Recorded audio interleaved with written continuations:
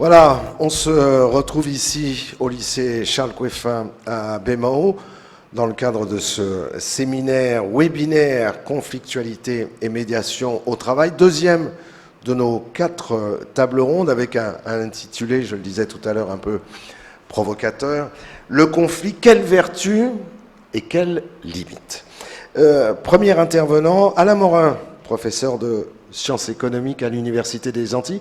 Alain, vous avez travaillé sur cette question des conflits au travail. Je le disais, peut-être un intitulé un peu provocateur, mais sur le fond, et de manière très sérieuse, est-ce que c'est utile, le conflit ?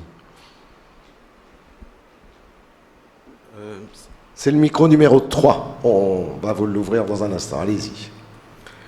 Oui, merci de me permettre d'ouvrir donc cette deuxième table ronde.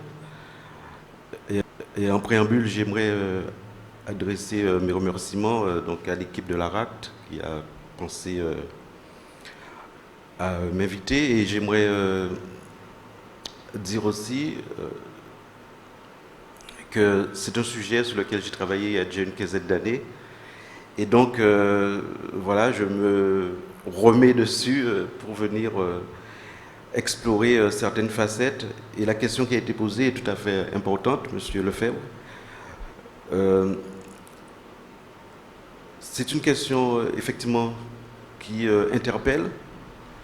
Il faut bien mettre en relief que, effectivement, on peut évoquer l'idée donc de vertu, c'est-à-dire des gains concernant le conflit.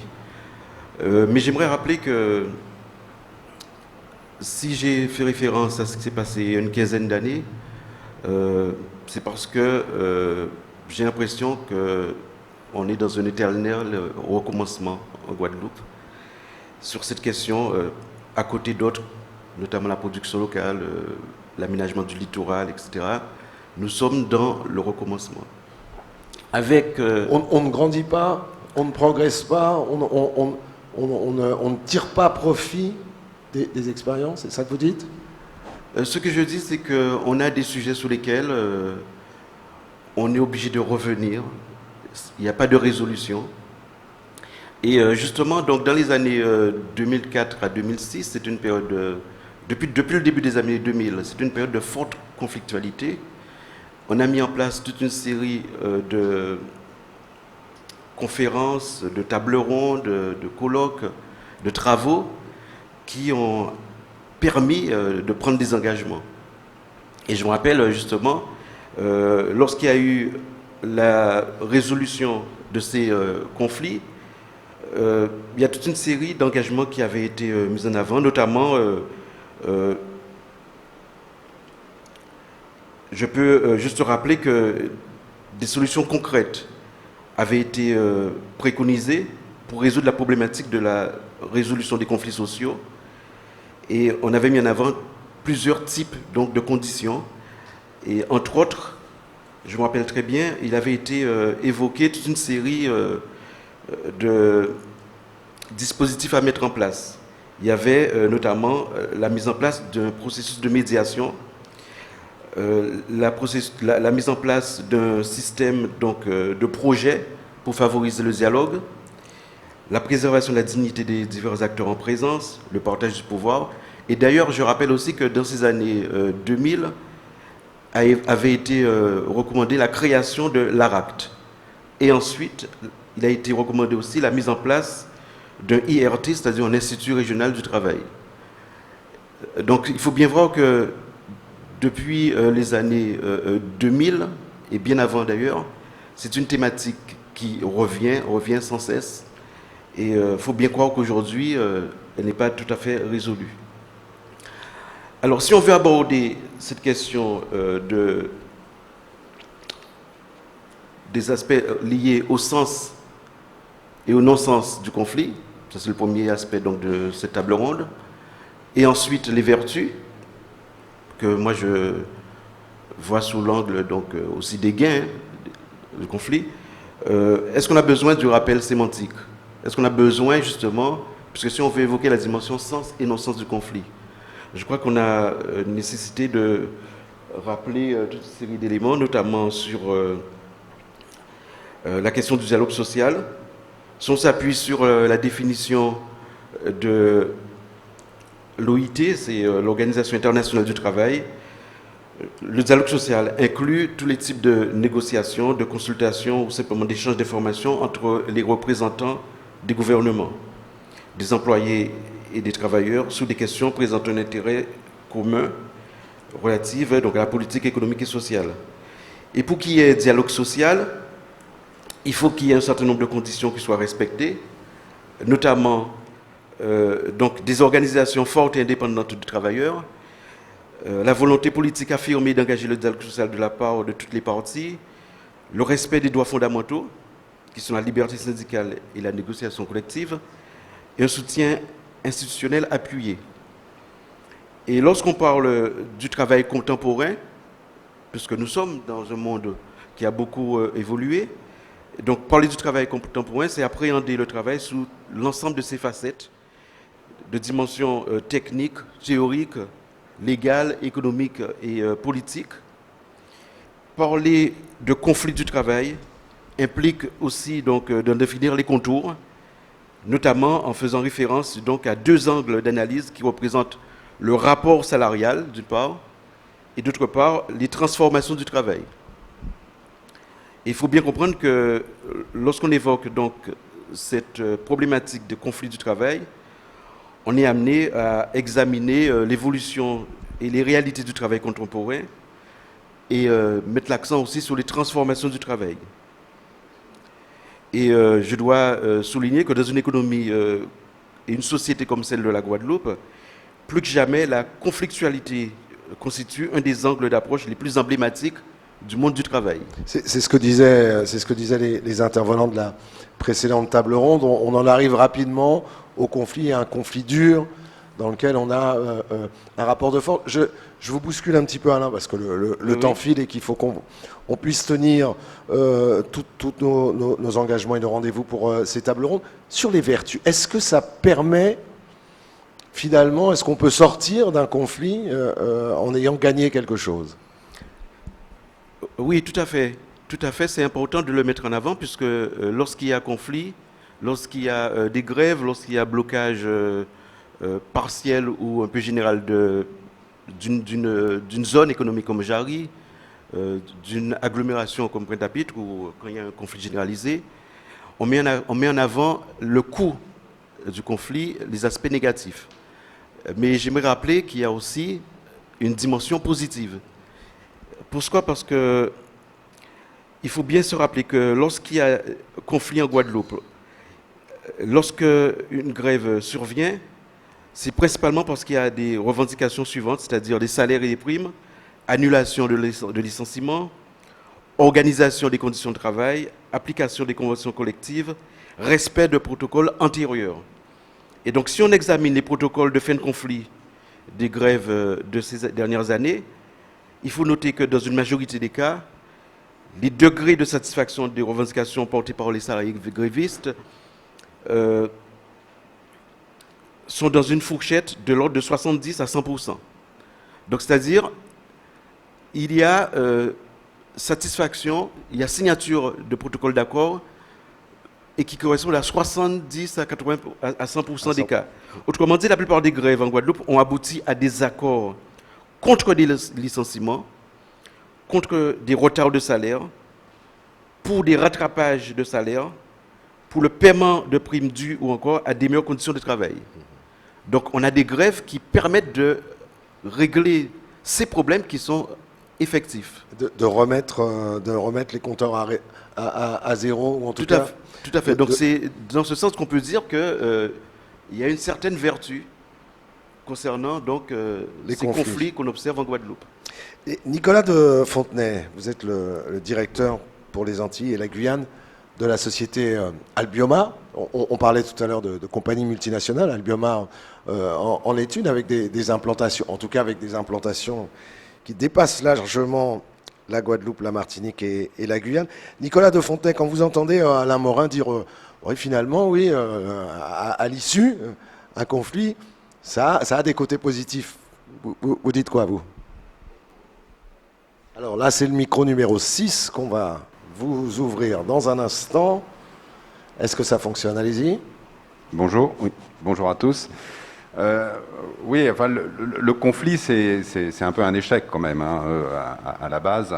C'est qu'en amont, il y a eu soit un dialogue qui ne s'est pas mis, soit une incompréhension. Ce qui est assez caractéristique, c'est, et on en revient même à la table ronde au début, c'est la mise en place d'un rapport de force. Je me souviens très bien, il y a une vingtaine d'années, un des responsables d'une centrale syndicale connue, qui venait de France, il m'avait dit, vous savez, monsieur le directeur, on n'a rien contre vous, mais nous, notre job, c'est d'instaurer le rapport de force pour mettre en place nos revendications, qui sont légitimes, hein, de fait, et de tout mettre en place pour que ce rapport de force fasse qu'on obtienne, en effet, etc. Donc, c'est ce rapport de force constant. Alors, pour des entreprises qui sont de taille conseillée ou qui ont une trésorerie, etc., qui peut être suffisante, etc., mais pour d'autres petites entreprises, en effet, qui ne sont pas structurées pour aborder ou conseiller avec, comme on le disait tout à l'heure, des services RH qui maîtrisent en effet tous ces sujets-là, etc., ça peut être très compliqué. Alors, peut-être qu'il y a des vertus sur des conflits, mais il y a aussi beaucoup de dégâts. Il y a quand même pas mal d'entreprises qui ont fermé suite à des conflits qui se sont instaurés dans la durée, etc. Ce que je voudrais souligner aussi, c'est que à peu près tout est écrit. Hein. Il y a le Code du travail, il y a beaucoup de textes et à peu près tout est catégorisé. Et il y a des services, en effet, de l'État, comme l'inspection du travail et le CPH pour régler les litiges. Donc il n'y a pas forcément aussi sur certains moments où il y a une revendication particulière qui relève du législatif, cette volonté d'aller faire trancher ce litige auprès des tribunaux compétents. C'est ça qui est... on préfère partir au conflit, hein, sur un rapport de force en se disant que de toute façon, avec ce rapport de force, on va obtenir plus que ce que... Mais après, il peut y avoir aussi, au-delà de la simple revendication, un discours sur, au-delà de la convention collective qui peut s'appliquer, etc., des choses gagnant-gagnant. Et c'est ça qui est... C'est tout le problème de la mesure des concessions qui peuvent être faites du côté représentation du personnel et du côté direction. C'est de trouver quelque chose, des compromis qui sont gagnant-gagnant et qui permettent de sortir par le haut de ce conflit. Dans une entreprise comme la vôtre qui a connu plusieurs conflits... Oui, on a connu quelques conflits sociaux, dont certains plus tendus, on va dire, que les autres. Quel regard et quel bilan vous portez? Est-ce que vous avez l'impression de vous porter mieux après, finalement, parce que voilà, les abcès sont crevés, que peut-être que maintenant qu'on repart sur de nouvelles bases, tout le monde se sent mieux et on travaille mieux? Disons que je pense que tout ce qui est toute notre histoire sociale, qui est assez longue en effet, aurait pu se traiter différemment sans des conflits durs qui auraient pu être tranchés d'un point de vue juridique sans problème. Ça, c'est mon avis. Je pense que c'est... il y a toujours... On a eu cette chance, en effet, d'appartenir à un groupe qui a permis de continuer. Mais j'imagine que sur certaines structures beaucoup plus faibles, ça aurait été dramatique. Hein. Quand vous avez 40 jours ou 75 jours de conflit, vous avez des structures qui ne s'en remettent pas. À vos côtés, pas très loin en tout cas, Fritz Kitirimutu. Fritz, c'est le micro numéro 4. Fritz, vous êtes vous dirigeant d'une structure plus petite, JKS, combien de salariés en tout? Alors bonjour à tous, avant tout. Donc merci pour cette invitation. Je tiens à remercier d'abord Monsieur Gob et également l'ensemble des intervenants sur la partie syndicale. Donc JKS Protection a été créé en février 2015 avec un effectif aujourd'hui de 50 salariés, avec un CSE qui a été mis en place en février 2020. Alors, là aussi, le secteur de la sécurité, c'est un secteur qui a été souvent secoué par des conflits sociaux. Vous faites le même constat que Nicolas de Fontenay tout à l'heure. Oui, peut-être que ça permet... On se dit après, finalement, on a perdu du temps, on a sans doute perdu de l'argent, mais est-ce qu'au final, vous avez le sentiment d'avancer grâce à ces conflits, d'avoir avancé grâce à ces conflits? Tout à fait, on se sent libéré, mais tout d'abord, je suis dans un secteur d'activité qui est très, très, très compliqué, tant sur l'aspect déontologie, réglementation et mise en exploitation, parce que nous sommes soumis à des agréments. Malheureusement, à l'époque, dans les années 2007-2008, il y a des accords qui ont été signés par des dirigeants de la sécurité qui n'existent plus aujourd'hui, et qui, ces traces ont laissé aujourd'hui un impact très négatif, puisque nous devons appliquer des accords qui ont été négociés, qui ne correspondent pas à la facturation réelle qu'on pourrait faire à un client. Donc, au final de compte, le bilan se retrouve déficitaire. Donc, on essaye aujourd'hui, tant bien que mal, d'essayer d'appliquer la Convention collective nationale dans mon secteur. Mais il est vrai, comme le disait le confrère, arriver à un conflit, quand on arrive au conflit, c'est un échec, puisque au départ, avant ce conflit, il y a des négociations, il y a également le fait de recevoir son CSE, de dialoguer, de trouver une solution. Et aujourd'hui, dans mon vécu, puisque je suis surtout là pour parler de mon vécu, sans rentrer dans les détails, c'est que moi, quand j'entends M. Zou, j'entends toutes ces personnes parler, j'aimerais les avoir aussi en face de moi, puisque moi, je suis prêt à discuter, je suis prêt à dialoguer, mais j'ai hérité de deux syndicats différents qui se font la guerre. Donc finalement, on n'en arrive pas réellement à un résultat positif. Et aujourd'hui, ça permet de connaître aussi les limites de tout un chacun. Donc oui, pour répondre à votre question, on se sent grandi. Et une fois que c'est terminé, on est tous libérés et on fait en sorte pour que ça n'arrive plus jamais, puisqu'on connaît finalement les limites de l'adversaire qu'on a en face. Et qui n'est pas forcément un adversaire, puisque nous sommes dans la politique aujourd'hui de se dire que l'entreprise appartient aussi aux salariés, puisque c'est grâce à ces salariés qu'aujourd'hui qu'on réalise des performances. C'est intéressant ce que vous dites à l'instant, parce que le terme d'adversaire est tout de même fort. Mais bon, voilà, quand vous l'utilisez, c'est sans doute aussi le reflet de la réalité des rapports au sein de ces entreprises. On va voir tout à l'heure, d'ailleurs, dans les deux prochaines tables rondes, des outils, des méthodes, parce que c'est ce qui semble manquer. Comment faire pour organiser ce dialogue nécessaire. Nicolas de Fontenay. Non, mais je voulais juste rebondir parce que c'est un peu le côté émotionnel d'un conflit. Hein, c'est-à-dire qu'en effet, un conflit qui s'installe dans la durée, qui peut être violent, en effet, c'est toute la difficulté de rester, de prendre du recul par rapport à ce conflit et de rester pragmatique, etc. Mais je peux très bien comprendre qu'en effet, à partir du moment où ça devient dur, etc., il y a ce côté émotionnel qui prend un peu le dessus et qui peut, en effet, peut-être rendre les personnes moins rationnelles. Et rendre les choses encore plus difficiles. Et encore plus difficiles. Et ça devient presque, ça peut être aussi un combat de personne à personne. Hein. Donc c'est ça qu'il faut essayer de dépersonnaliser ce conflit et pour revenir justement à la base de la revendication en retirant ce côté émotionnel. On va retrouver d'ailleurs dans un instant Christian Tuderose, qui est sociologue, pour évoquer avec lui aussi les questions de limites et de vertu du conflit. Je voudrais vous entendre, Claudia Parise, sur cet aspect. Vous êtes, chargée de mission, maître de conférence en sciences de gestion à l'Université des Antilles. Vous aussi, vous avez travaillé sur cette question des conflits sociaux. Quel regard portez-vous sur, finalement, oui, cette balance, en quelque sorte, avantage et inconvénients? Bonjour Monsieur Lefebvre, bonjour à tous ceux qui nous regardent et merci à la RACT de m'avoir invité et d'avoir organisé ce webinaire. Mais écoutez, vous disiez qu'il fallait être paradoxal et un petit peu provocateur. Les sciences de gestion, ce sont les sciences du management, des sciences de la théorie d'action collective et nous estimons que le conflit est une chance.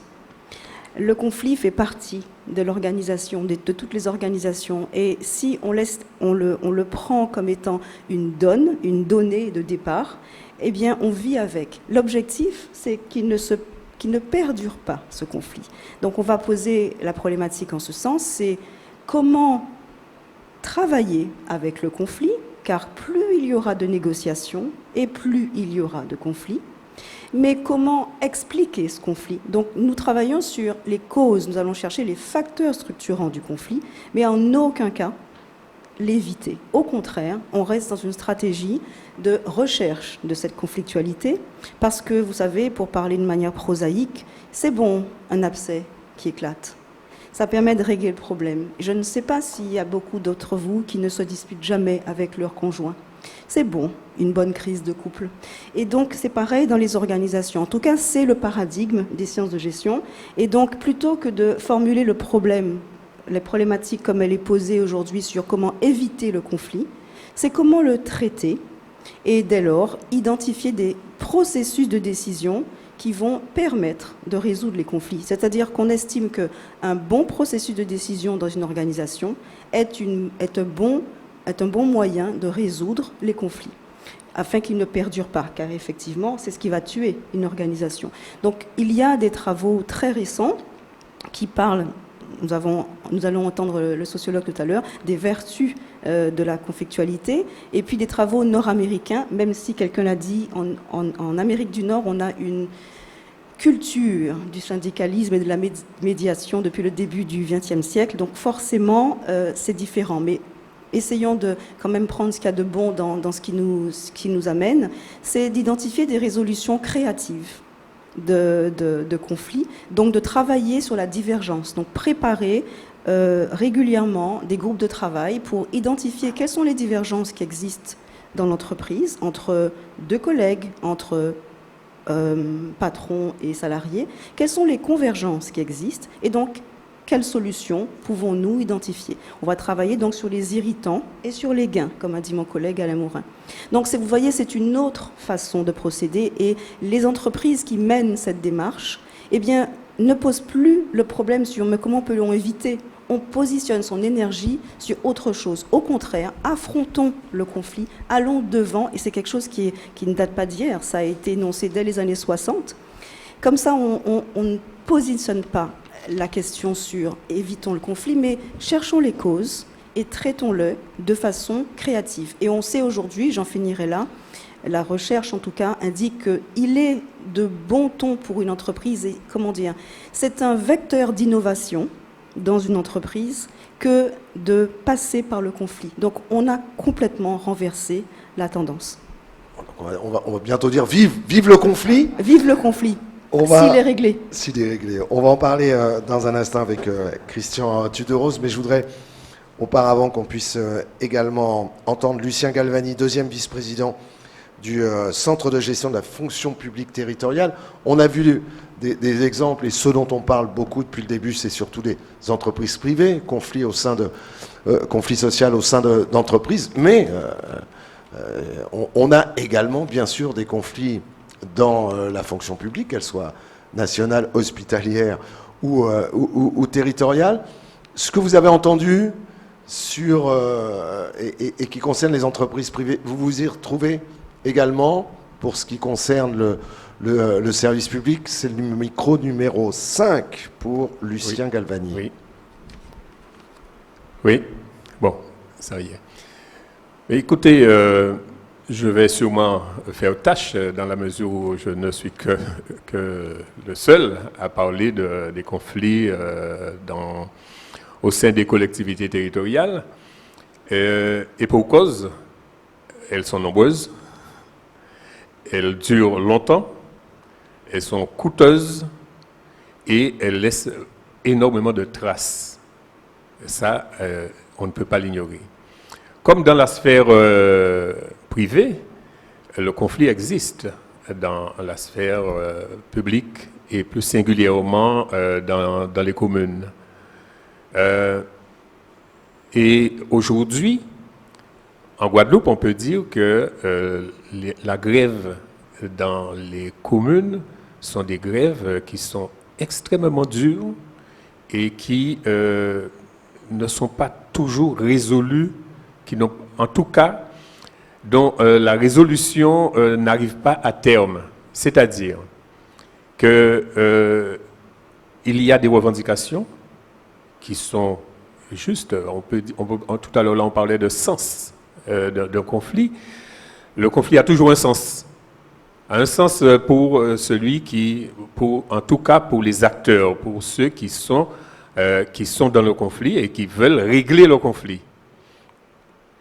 Dans les communes, il faut dire une chose, c'est que tout simplement, les communes sont devenues collectivités territoriales seulement après la loi du 26 janvier 1984. Et avant cette loi, les communes étaient gérées un peu par une organisation, une administration qui n'était pas tout à fait optimum. À partir de 1984, la loi a donné beaucoup de prérogatives aux collectivités, et plus singulièrement aux communes, qui devraient normalement s'organiser. Qu'est-ce qui s'est passé? C'est que les communes ont continué à l'époque à travailler comme d'habitude, sans jamais, disons, mettre en place toute l'organisation qu'il fallait pour pouvoir appliquer les dispositions de la loi de 1984. Et qu'est-ce qui s'est passé? Il s'est passé la chose suivante, c'est que les agents, les employés communaux, les fonctionnaires, petit à petit se sont organisés et ont mis en place des organisations syndicales qui, vers la fin des années 80, c'est-à-dire vers 87-88, ont commencé à poser des revendications. Des revendications comme telles que l'application de statut de la fonction publique territoriale. Beaucoup d'employés n'étaient pas titulaires, donc la titularisation des employés, également l'augmentation des quotas horaires des employés, puisqu'il y avait des agents qui travaillaient, par exemple, dans les cantines, qui travaillaient 12 heures, qui travaillaient le temps nécessaire de donner à manger aux enfants. Alors, le résultat, c'est quoi? C'est que, tout simplement, les collectivités se sont retrouvées confrontées à une fronde de revendications de la part des organisations syndicales. Et ce qui s'est passé, c'est que les premières grèves ont été extrêmement difficiles, extrêmement dures. Jusqu'à aujourd'hui, on a alors tout à l'heure, Monsieur Mathieu évoquait la durée des conflits dans le secteur privé, mais dans le secteur public, c'est pire. Je peux dire que dans les communes, c'est pire. Alors, maintenant, quelles sont vertus et limites? Bon, il y a forcément quelque chose, M. Morin l'a dit tout à l'heure là, lorsqu'il y a grève, c'est que, tout simplement, il y a un problème à régler. Il faut le régler. Il faut d'abord dialoguer. Le gros problème des collectivités, c'est que tout simplement, au sein des collectivités, il n'y avait pas de cadre, il y avait un manque d'encadrement à l'époque. Maintenant, ça commence à se régler. Et, un manque de structuration de structuration, parce que pour pouvoir dialoguer, pour pouvoir rencontrer les organisations syndicales qui, eux, faisaient un travail énorme au niveau de la réglementation, au niveau des textes, ben, il faut en face des gens qui savent dialoguer. Un autre problème, c'est au niveau de la médiation. Ce n'est pas dans la culture des collectivités de faire appel à un médiateur pour pouvoir avancer sur un sujet bloquant, tel qu'une grève. Et puis en plus, il y a la dimension politique des municipalités. Vous avez une majorité, vous avez une opposition. Exactement. Qui va faire ce qu'elle peut des fois pour éventuellement profiter de ce conflit. Un mot encore, Lucien Galvani. Au centre de gestion à la fonction publique territoriale, est-ce que justement vous mettez en place des formations spécifiques à destination des administratifs des collectivités sur cette question de la gestion des conflits, sur cette question de la connaissance, de la maîtrise des réglementations? Tout à fait. Il faut dire que le centre de gestion a un rôle facultatif dans ce domaine-là. Le centre de gestion est plus sur l'aide juridique aux collectivités pour l'application des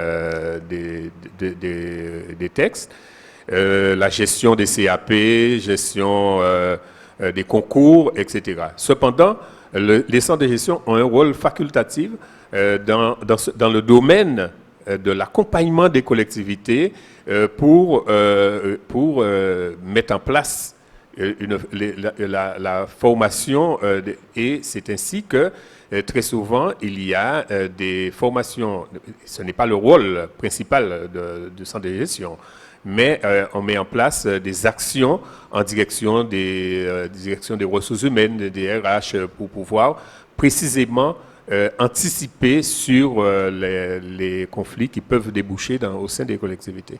Alors, Alain Morin et Claudia Paris, nos deux universitaires, souhaitaient intervenir. Je vais vous demander de garder un instant vos questions, parce que je voudrais qu'on retrouve Christian Tuderose avant 10 heures, heure officielle limite de cette table ronde, heure qui approche à grands pas. Est-ce que Christian est avec nous? Christian Tuderose, est-ce que vous nous entendez? Oui, je vous entends. Bien, c'est déjà une très bonne chose. Est-ce que vous nous voyez? Oui, je vous vois. Eh bien, nous aussi, on vous voit. On vient de vous voir apparaître à l'écran et nous en sommes très heureux. Christian Tuderose, vous êtes sociologue. Sur cette question, vertu et limite des conflits au sein de l'entreprise, quel est, vous, votre point de vue? Est-ce que vous partagez l'avis d'un certain nombre de nos intervenants? Finalement, alors à nouveau, on est dans la provoque, mais finalement, un bon petit conflit de temps en temps, hein, ça fait pas de mal, quoi. Oui, on peut résumer cela sous cette forme. Écoutez, je partage l'analyse de Claudia Paris. Un conflit, effectivement, ça à la fois remplit une fonctionnalité et, d'autre part, génère des coûts, provoque de la souffrance, etc. Et donc, il faut, bien entendu, avoir cette lecture d'ensemble. Alors, je voudrais insister sur deux dimensions structurantes de tout conflit du travail. D'une part, sa dimension stratégique et d'autre part, sa dimension morale. Et j'insisterai sur cette seconde dimension qui souvent est un peu ignorée et qui complique le processus de résolution des conflits. Alors, la dimension stratégique, c'est une dimension coercitive. Qu'est-ce qu'un conflit? C'est un heurt entre deux volontés et les personnes qui entrent en conflit ne le font évidemment jamais par hasard. Elles ont la prétention, elles ont l'objectif d'imposer une solution ou d'empêcher qu'il y ait un projet de l'autre partie qui se développe.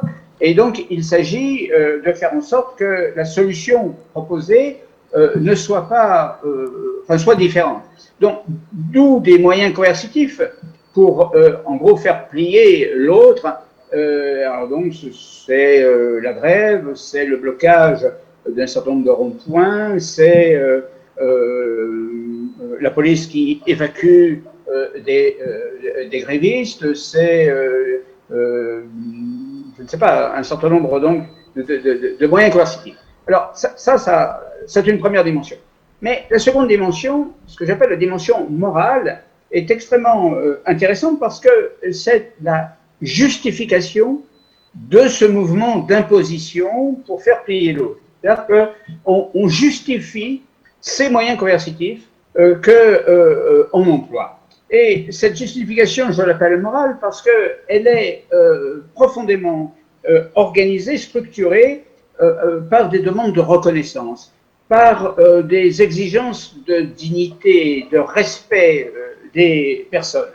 Alors, si on examine de plus près cette dimension morale, en fait, il y a un premier effort qui est celui de faire en sorte que le groupe, que le collectif soit cohésif.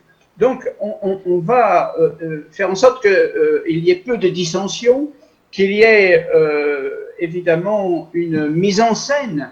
Donc, il y aura des t-shirts rouges, il y aura des banderoles, il y aura de la musique, et pour montrer la force du collectif qui s'estime donc injustement traité.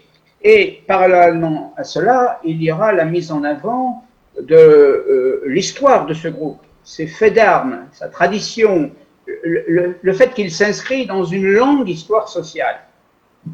Alors, cette dimension morale, deuxième élément, se structure autour d'appel à l'universalité, à l'universel.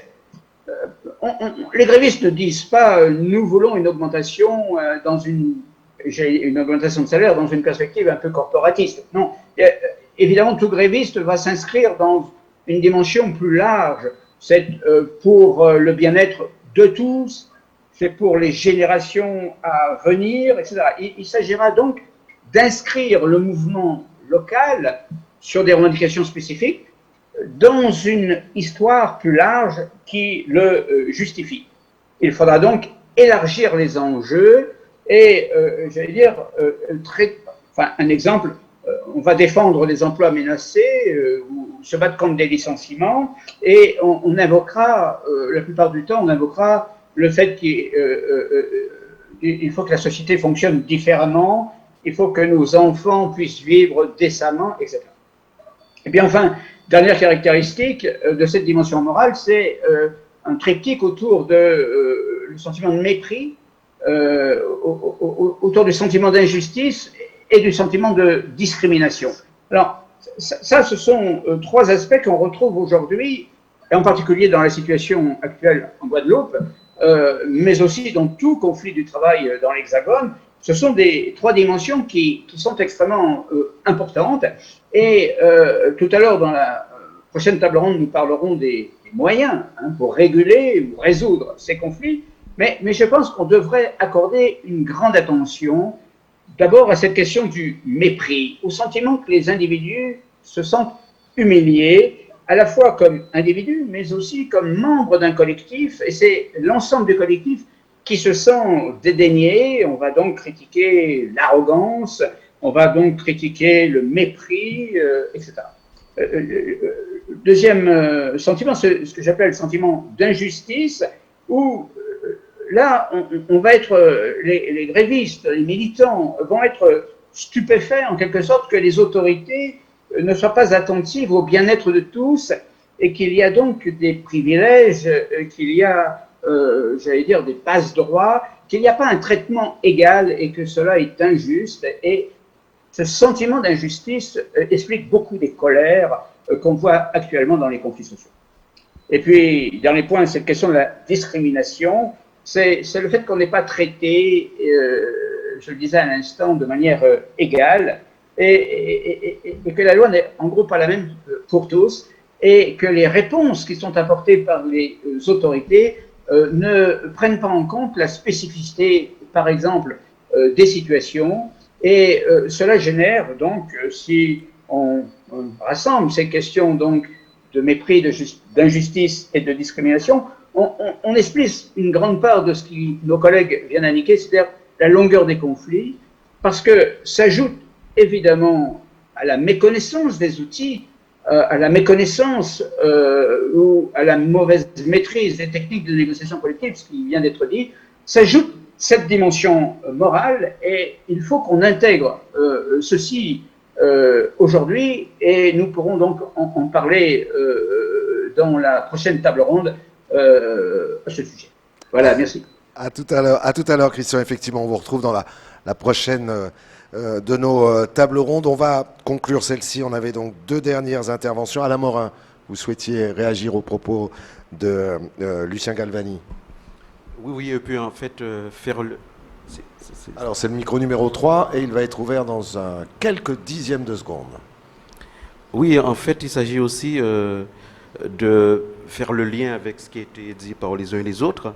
Et j'aimerais souligner que les analyses que nous proposons chacun ici dépendent donc du point d'observation. Donc on a effectivement la vision du chef d'entreprise avec nos deux personnalités qui sont présentes ici, où on a une vision microéconomique qui est mise en avant. Donc une entreprise effectivement peut subir fortement les conséquences d'une grève. On a vu aussi que dans l'administration, lorsque c'est bloqué, on a des incidences. Mais j'aimerais justement faire la balance avec tout ceci pour atténuer et apporter un peu une vision un peu complémentaire, qui est celle de l'économie et qui regarde en fait la globalité pour la société et en termes de gains ou de pertes. Surtout que c'est important de voir que dans une vision microéconomique, on peut avoir à l'instant T un impact négatif, mais après, dans le long terme, on a finalement des compensations qui se mettent en place. Donc, effectivement, on peut associer parfois une perte importante pour l'entreprise, mais si on regarde sur l'ensemble de la filière, on peut avoir des gains. Si on regarde aussi en termes d'arbitrage temporel, à la fin de l'année, on peut avoir aussi un bilan positif. Mais en tout cas, j'aimerais souligner que ça, il ne faut pas le perdre de vue, que le terrain qui nous intéresse, c'est celui de la Guadeloupe. C'est un département qui est le plus marqué par les situations donc, de disparité de revenus, d'inégalité très forte entre les occupations des postes de travail et des répartitions de richesses. On a aussi une précarité qui est importante. Et j'aimerais mettre en avant que, justement, il est absolument difficile, bon, ça c'est mon sentiment personnel, de contester l'idée que la lutte syndicale n'ait pas contribué au progrès social et à la défense de l'intérêt général en Guadeloupe. Merci. Voilà. Alain. Le dernier mot, ce sera pour Claudia. Claudia Paris, vous souhaitiez vous aussi intervenir. C'est le micro numéro 2, Claudia, et j'espère qu'il est ouvert. Oui, suite à l'intervention de M. Galvani, je me suis rendu compte, je n'ai peut-être pas été assez précise, il ne s'agit pas d'identifier les techniques de résolution de conflits créatives dans le secteur du privé, mais dans le monde du travail. À l'Université des Antilles, nous avons opté pour cette résolution créative, donc d'aller au-delà du conflit, d'aller devant le conflit, au-devant du conflit, afin de le traiter, mais surtout, vous l'avez dit, de l'anticiper. Alors pour la crise actuelle, il s'agit effectivement de traiter le conflit, car il faut absolument sortir de la crise, c'est sa limite, c'est sa durabilité, mais pour en faire une vertu, il faut l'anticiper et l'intégrer comme un outil de gestion de ressources humaines. C'est en tout cas dans les derniers travaux de l'ARACT, de l'ANACT, les éléments de préconisation, la conflictualité est un outil de gestion des ressources humaines. Et il y a des dispositifs comme la médiation qu'on va présenter tout à l'heure. On va effectivement en parler dans un instant, parce que votre contribution est intéressante à double titre en quelque sorte. Vous menez des travaux de recherche sur ces questions de gestion et donc sur la question du conflit. Vous vous êtes retrouvé en première ligne avec un conflit au sein de l'Université des Antilles. Oui, absolument. C'est tout l'intérêt, effectivement, des démarches participatives. D'ailleurs, la recherche, en ce sens, la recherche n'étudie pas beaucoup, en management, pardon, n'étudie pas beaucoup le conflit, mais ils essayent de le pratiquer. On est dans des démarches de recherche-action, de recherche participante, parce qu'il faut le comprendre. Donc, effectivement, j'analyse le conflit en tant que maître de conférence, mais je le vis à l'Université des Antilles, et de façon très passionnante, depuis qu'on a décidé de l'affronter et de faire face. C'est des travaux dirigés directement. On passe ainsi de la recherche à l'expérimentation. Merci beaucoup, merci à tous. Merci Fritz Kitirimoutou, Nicolas de Fontenay, Lucien Galvani, Christian Tuderose, Alain Morin, et donc merci à vous également, Claudia Paris, pour cette deuxième table ronde. On se retrouve dans un instant pour commencer à évoquer justement les différents outils, les différentes méthodes, les réponses en quelque sorte que l'on peut mettre en œuvre pour déclencher cette réflexion et ce dialogue créatif que vous évoquiez à l'instant. On se retrouve dans un instant donc pour la troisième de nos tables rondes.